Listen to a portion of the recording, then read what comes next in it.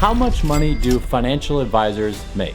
Forbes reports that the average entry-level financial advisor just getting into the business will earn about $500,000 in total compensation. I'm totally kidding. Financial advisor salary is really tricky because not only is there a wide range in the amounts of compensation that financial advisors earn, but there are also very different ways in which their compensation gets paid. In this video, we're gonna cover what the average total compensation packages look like for each stage in the career for a financial advisor, starting with entry-level advisors and leading all the way up to the top of the Barron's list of best financial advisors in the country. The first answer is $105,000 per year. Charles Schwab put out a national study that looked at hundreds or thousands of different wealth management firms and found that entry-level financial advisors were earning about $80,000 in base salary on average, and another $25,000 or so in incentive compensation and profit sharing on average. These entry-level advisors are mostly people who had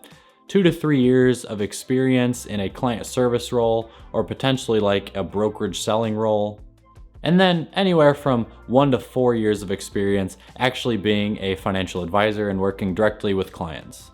And all the senior financial advisors will tell you at that point in your career that it's really not about the money you're earning early on. It's more about learning the skills that you'll need to and building yourself a strong foundation to sort of springboard your business into future years. But everyone who's gone through that, and no matter how motivational that all sounds, everyone who's ever actually worked as an entry-level financial planner knows that the money you make during those years also does matter. Next, for middle-level financial advisors, those with anywhere from 5 to 10 years of experience in their job working with clients, Schwab reports a national median total compensation of $192,000 per year. Of that $192,000, about $136,000 came from base salary, and then the rest of it came from those other forms: incentive compensation, revenue sharing, profit sharing, things like that.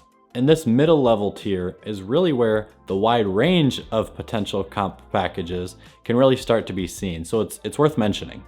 While the median was $192,000 in total comp, the bottom 10% level was $110,000 per year in total compensation, and it ranged all the way up to $421,000 per year at the 90th percentile for middle-level financial advisors. So before we move on to some of the bigger numbers in the later part of this video, we should talk about why such a wide range can exist in the financial advice industry. Why would someone doing a relatively similar job to someone else at probably a generally similar level of quality and in maybe a pretty similar market or demographic of people that they're working with, why would one make 4 times as much as the other? In my opinion, and I've been a licensed financial advisor for 6 years, it really comes down to how good you are at getting things done. And when I say things, it could be taking responsibilities off the plate of your more senior advisors in the office and helping them out with projects or meetings or things like that. It could be working with your own clients directly to best service them, to trade their accounts, to offer them the best financial advice that you can in meetings with them or emails or phone calls with them. Or it could also mean selling yourself and marketing your firm to new potential prospects and clients, maybe directly in one-on-one meetings in the interest of growing the book of business in which you are directly servicing. And the reality for a mid-level financial advisor is that their specific job, although it's gonna differ a little bit firm by firm and state by state, it probably involves at least a piece of each of those 3 or 4 things that I just mentioned. So I'm saying that however good you can become at doing each of those things is what will determine where within that range your income will probably fall. And not to mention, you actually have to be working at a firm that can afford to pay you those things. You can't be working at like a one-man shop that brings in $250,000 a year, because obviously they can't give you, the majority of the income that the entire company makes. So you have to be working in an environment that can foster the growth that a higher income would demand, but you really need to be the person that's worth getting paid those bigger numbers at a relatively early stage in your career. Now, on to senior level financial advisors, and then we ultimately will cover managing partners or founding partners of some of the bigger wealth management firms. Senior advisors, which is being defined by anyone with 10 years to 40 years of experience in their role, they have an even wider range in potential total compensation. At that point in your career, the compensation you earn, it really is going to come down to being more directly tied to the amount of clients you are personally working with and the amount of money you are personally managing, or that a small team that you are directly overseeing might be working with or managing. I have personally seen veteran financial advisors who aren't all that interested in like growing their own personal businesses or incomes, and they're making as little as $100,000 to $120,000 per year, even with 30 years of experience in the industry. And then there are others, and these numbers are like quoted on a weekly basis at a lot of the bigger custodians out there. There are other more senior advisors that are making well over $1 million per year, just personally, their own compensation. Now, the Schwab study that I was referencing a little earlier in this video, it doesn't actually quote a median personal income for advisors at this level in their career, but a similar Fidelity study does pretty closely do that. And Fidelity cites a median of $487,000 per year in total compensation for senior level financial advisors. And although it's a really wide range, hearing that number, and just based on what I know and what I've seen in the industry, that does sound pretty accurate to me.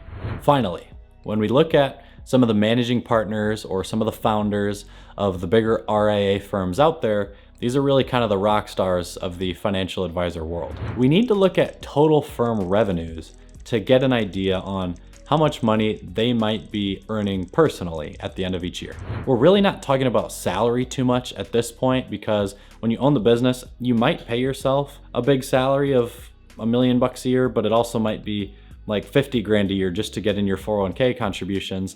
But then you really take out most of your income through like an owner's draw from the business. For some of the more successful firms on the Barron's list of top wealth management firms in the country, they're managing $10 to $20 billion, and in a handful of cases, much more than $20 billion of total client assets that they are managing. For a company at $10 to $20 billion or more, the firm will be earning annual revenues of 10, 20 to 30 or more million dollars per year.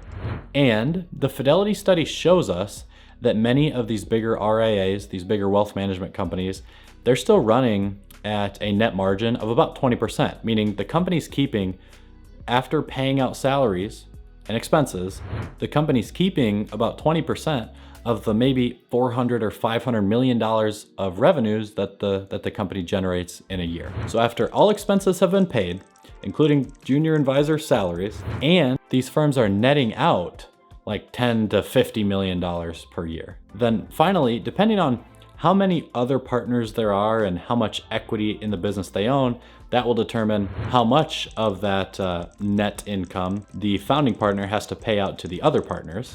I don't think that it would be unfair to assume that the founding partners are personally hanging on to half, if not more than half, of the net income numbers that their businesses are bringing in. So yeah, top dog financial advisors could be making themselves $10 to $50 million per year, which is more than many pro athletes or Hollywood movie stars or any other people who might have their names in the limelight far more often than these big financial advisors. Thanks for sticking around to the end of the video, and as always, have a good one.